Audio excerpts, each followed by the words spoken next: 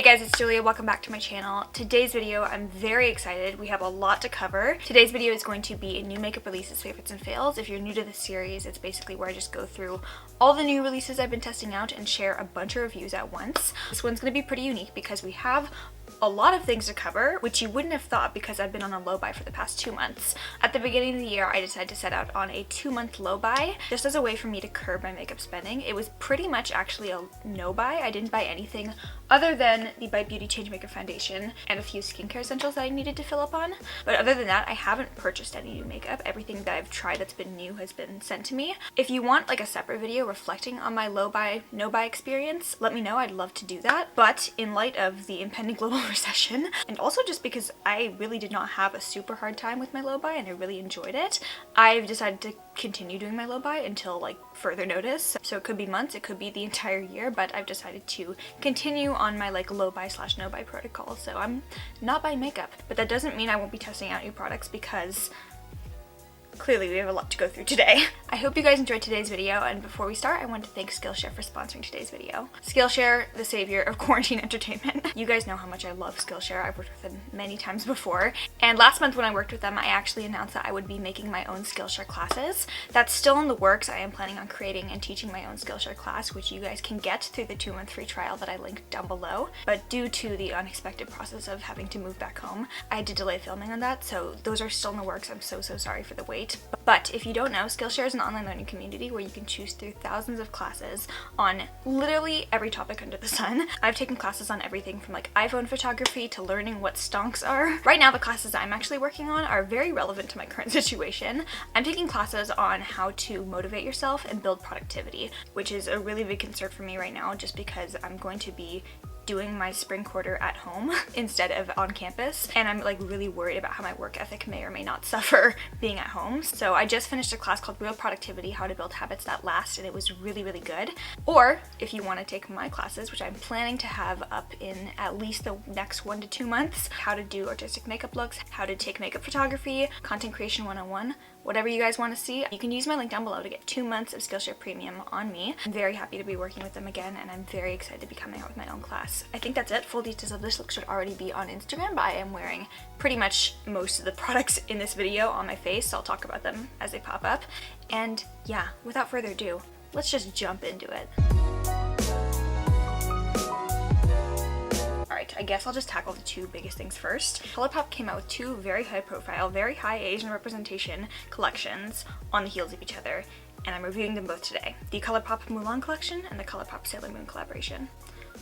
Wow. The cliff notes on my thoughts on the collections: I think the Mulan collection is by far the superior one and a lot better than the Sailor Moon, but I will talk about each product individually and we'll get into the details. I'm going to start with the Sailor Moon collection just because that came first. So the Sailor Moon collection included the eyeshadow palette, obviously, 2 blushes, one I have that I tested out, and the other one I have that I'm going to give away. So I'm including this blush as well as a bunch of other goodies, including another thing from the Sailor Moon collection, in a giveaway that I will have linked down in the description box. So 2 blushes in the collection, 1 matte and 1 shimmery. 2 lip glosses and 2 ultra blotted lips. I have 1 of each of those today. And 2 new shades of the Glitterly Obsessed glitter gels. So I don't know where to start. Packaging wise, they killed this. I'm very nostalgic about Sailor Moon. I love that Colourpop did cardboard packaging for this first of all, but they still made it special with this kind of reflective, like, changing image thing. I think that's so cute. All the little touches that really brand it as the Sailor Moon collection, I think they absolutely killed it. But, and it's a big but, what matters is the quality of the product. So let's start with the eyeshadow palette. I'm wearing this on my eyes right now. I actually really like this color story. I know a lot of people were very on the fence about it because if you cover up the bottom row, it is pretty much an all neutrals palette, and then the bottom just has some fun, like, more pastel shades. I don't love the fact that this is definitely gonna only work on a select few skin tones. Obviously these kind of pastel shades and then the lack of like deeper transition shades other than these like peach shades is not gonna work on people who have darker skin tones, which is not great, especially because this is a more like nostalgic collectible collaboration. I would hope that more people would be able to take part in it, but this palette is definitely very limiting. In terms of the actual eyeshadows, so these are all mattes with micro glitters. Child. Anyway, so that being said though, I did still use them in today's eye look, and I think that the micro glitter does help them to be a little bit more pigmented, which is good. Would I have preferred that they were just as pigmented without the micro glitters? Obviously. But I don't feel like the appearance of the micro glitter completely ruins the eye look per se. I just don't love micro glitters in my mattes. The shimmers, honestly, truly kind of lackluster to me. I put Luna on my lids and it was just like not giving me that level of reflectiveness I wanted, so I did end up layering on top a ColourPop Super Shock shadow just to get that extra like wet look effect. Before I did that, Luna I just felt like was kind of like lackluster, didn't have a lot of reflection to it. Silver Crystal was supposed to be like very foiled and shiny, but I just found it to be very like chunky and not the best quality. And then the pressed glitter here, I've never had any problems with ColourPop's pressed glitters in terms of like performance or eye irritation, but for some reason this itched the hell out of my eyes. So even though this was really pretty and I did use it in the first eye look that I ever did with this palette, I just can't use this one on my eyes, and I don't know why. I've never had any problems with ColourPop eyeshadows itching my eyes before. Overall, I do enjoy how the like final product of the eye looks came out with, but these shadows just aren't the quality that I normally expect from ColourPop and were kind of disappointing just because I was really excited about the palette. There are two pressed powder blushes in the collection, and both of them are like a bright hot pink shade. I chose to test out the matte one. The other one has a little bit of like gold shimmer running throughout it. Think like NARS Orgasm, but hot pink. And this one is in the giveaway. I think the blushes are probably my favorite thing in the Sailor Moon collection. It's kind of hard to mess up a blush. We are talking about quite a few different blushes in this video, and I think that they did a good job with this. This pink shade is very bright, but I think they didn't really fall into the trap of making it way too pigmented to a point where it'd be very hard to blend out. So even though it is like a hot pink shade, I feel like you can just do a very light amount if you want to get a more natural blush going on, or you can layer it on if you want to have like hot pink cheeks. Let's keep going. The collection had 4 lip products in total. I actually gave one of the lip glosses and one of the lipsticks to friends. I was shocked that I didn't like these more than I did. The Ultra Blotted Lips, I love this formula because you can have these really bright colors, but they sheer out. Bubblegum, like watermelon hot pink shade, I would not wear if it was like a full opacity liquid lipstick, but because it's an Ultra Blotted Lip, you're able to kind of sheer this color out and just get more of like a natural pink kiss. The shade I kept, Usagi, is actually really beautiful and I do like the shade a lot, but the shade that I gave away, which was a little bit more of like a hot pink, this one has a bit more coral in it.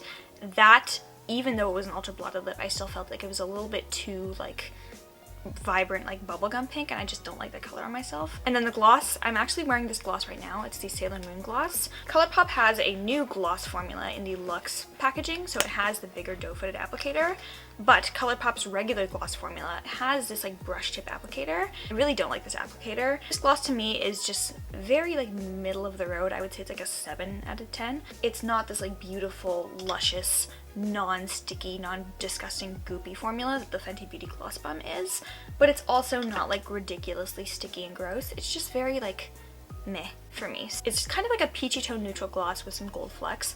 Kind of reminds me of Fenty Beauty Gloss Bomb. Then finally the glitter gels. I decided to keep this purple one. These are definitely like not meant for like the everyday use, obviously. The Hell World convention that is Coachella has been postponed till fall, so I decided to keep one of these glitter gels in the spirit of the person that I hope to be, but the person that I am would not use these. It is important to consider that these are definitely non-environmentally friendly, so in the event that I do use it, I want to make sure that I clean it up properly and don't like just wash it down the sink where it's going to get into the ocean. Alright, so those are my thoughts on the Sailor Moon collection. Overall, I would say the biggest hit would be the blushes. I'm ambivalent towards the lipsticks, did not love the palette, and I don't really have a practical use for the glitter gels. But on a more positive note, the Mulan collection, a freaking banger. This was like probably the most exciting, my favorite PR package I've ever gotten. Mulan is my favorite Disney princess, forever will be. And it's actually like, I think the first movie, or maybe the second movie that I have memory of from my childhood. But this collection does bring honor to us all. So the collection includes the eyeshadow palette, 2 pressed powder blushes again, 3 lip products. So we have a cream Luxe lipstick, a red Luxe liquid lip, this is beautiful, and then one of the new Luxe glosses, which I think is gorgeous. 2 additions from 4th Beauty actually, which is very interesting. They have a Mulan Jasmine face milk and a Mulan gold lip mask, which I think this is their first time doing a lip mask, which I'm very excited about. So starting with the eyeshadow palette, This I was very nervous to try, especially like straight off the heels of trying the Sailor Moon palette, which I was like not loving. I was worried that this was going to be a similar disappointing formula just because it's also a collaboration. This exceeded my expectations. Did not bring dishonor on me and dishonor my cow. The mattes in here are the buttery, pigmented, just really well performing mattes I expect from ColourPop. There are 2 mattes with micro glitters in them, but the micro glitters are a lot finer than the Sailor Moon ones, so I really did not see them showing up on the eyes. Oh no, sorry, 3 mattes with micro glitters in them. The shimmers in here are absolutely beautiful. I was nervous about the shade here called Be Sweet because it looks like a pressed glitter. This instead is just a really textured gold shimmery shade. I use this one all over my lids, like literally packed it on all over my lids for the eye look that I did with this palette, and it didn't perform like a pressed glitter would. It performed like a very like textured eyeshadow would. The standard shimmers in here are beautiful as well. I really like the shade here called Undefeated. This is like, oh, so beautiful. Overall, I love this palette. It's definitely like a neutrals palette with a twist, but I think the textured neutrals in here beautiful on the eyes and definitely give a lot of drama and impact to this. So the palette gets my stamp of approval. 2 pressed blushes. These I was really excited about when I saw the collection sneaked. These are like nude blush dream. So we have Matchmaker and Good Luck Charm. I wore Good Luck Charm in the makeup look I posted on Instagram with the collection. Overall, really, really nice smooth formula. Overall, these both have a really, really nice smooth formula. Again, I do think it's hard to mess up a blush, but I generally really do not like blushes with shimmery particles in them, even if it's just a tiny bit. So I really enjoy both these blushes. If I had to pick a favorite, I would go with Good Luck Charm. The lip products, love the packaging. By the way, I love the packaging for everything. Just the tiny like details, especially like this beautiful artwork on the inside, I think just sells it. In the makeup look I posted on Instagram, I had on the Mulan Luxe Liquid Lip and the Luxe Gloss. Kind of reminds me of my Fenty Beauty Stunna Lip Paint in the shade Uncensored. It's just like a perfect red, not too like orangey toned, but also not too like cool blue toned either, just right in the middle. The Luxe Liquid Lip formula is very comfortable as well, so it's not as like, so it's not a completely matte dry down, which personally I really enjoy. The Luxe Gloss in Phoenix though, this is a really good formula. It's so much better than the Ultra Glossy Lip formula. I think the Luxe Gloss formula, though it's more expensive, I do think it's just a lot better in terms of comfort, how it applies. And then the Cream Luxe lipstick that I'm wearing right now underneath the Sailor Moon gloss. This is nice. I'm gonna swatch it here. It's just a really nice like kind of neutral pinky tone nude. Cream Luxe formula is okay. I love the Velvet Blur Luxe formula. Matte formula, pure ass. But I do like the shade a lot and I do see myself wearing it quite often. The lip mask I was very excited about because you've seen the Lip Balm Shrine. You know how crazy I am, but I'm also very picky with lip products. This, not my favorite. Really, really sticky, almost like a custard. And then it applies on the lips in a very like thick layer, which I love a good thick lip balm, but this one doesn't feel like it's really moisturizing my lips. It more so just feels like a thick layer of like butter. Very strong vanilla scent, but like not in a good warm like bakery vanilla way, but it smells like pure vanilla extract.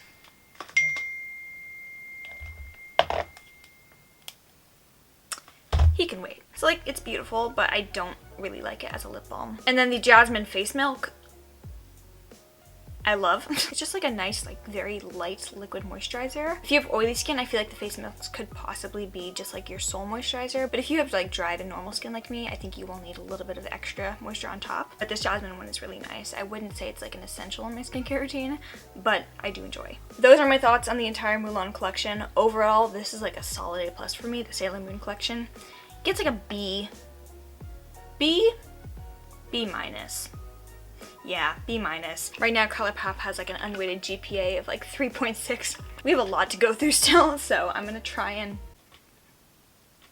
you know, now's as good a time as any to share my final review and thoughts on the Bud Changemaker foundation. I've been testing this out for about a month and a half and like sharing my thoughts intermittently on it. You guys have also provided me with very mixed opinions on how you think it looks on my skin. Some of you have been like, oh, it looks beautiful, and some of you have been like, it looks like ass. This is disgusting. I like it though. I appreciate the honesty. Not great for my self-esteem, but I appreciate the honesty. I have the shade L25 and I'm currently wearing it on my skin right now. My frame of reference for testing any new foundation is to compare it to my current favorite foundation, which is the Anastasia Luminous foundation. But something that I did have to take into consideration while I was testing this foundation out is that when I was testing out the Anastasia foundation in summer last year, my skin, it looked like this. My skin has been going through a rough patch, especially over the past like 1 week or so. I get stress-induced rashes, so with all the stress around COVID, the entire like lower half of my face broke out into a rash. So something that I try to consider when I review new foundations is this just looking good just because you have really nice skin right now?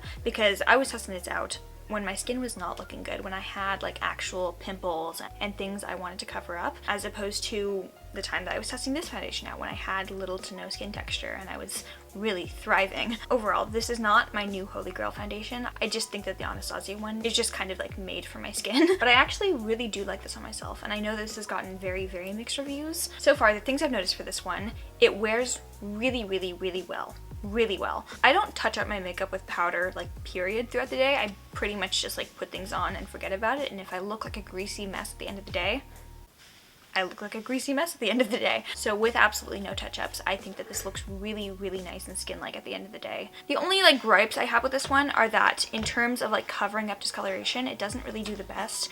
This is like light to medium coverage.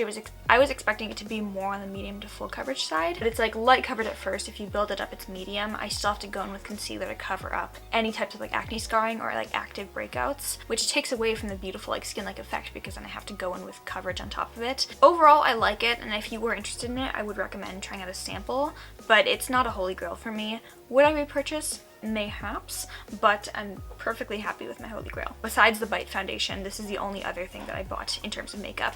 This is the Hourglass Vanish concealer. I did not want to buy this. So I swatched on the back of my hand and I was like, needless to say, I was enthralled. Because of the rules of my low buy, I didn't want to purchase a new concealer until I'd fully used one up. So I used up my Tarte Shape Tape and then I got this. It's very nice. I'm wearing it on my under eyes right now. Almost like airbrush appearance, TBH. Definitely very full coverage. I think the applicator is actually very interesting. It has like an almond shape almost, and I feel like it deposits a really, really nice amount of product onto the under eyes. It is a little bit too expensive for like my comfort zone of concealers. I don't want to love this as much as I do, but I really do enjoy it a lot, and that was very interesting to me because the Hourglass foundations aren't my favorite, which I know a lot of people love the foundations. I honestly don't love the foundations, but this concealer, beautiful. This one's interesting. This was sent to me, but I've had a lot of questions and a lot of requests to talk about the rebrand of Kat Von D, KVD, Kindness Vegan Discovery of the, I don't know. Sorry. To that question, I don't really have a conclusive full answer. I definitely don't think that there's anything wrong with purchasing from the brand now, and I was very interested to test out this Everlasting blush because I think it looks beautiful. I love the packaging of this, and I'm currently wearing it on my cheeks right now. I think it is a beautiful blush, very smooth formula, pigmented but like not aggressive, and I think it just looks beautiful in the cheeks. I have the shade Foxglove, by the way.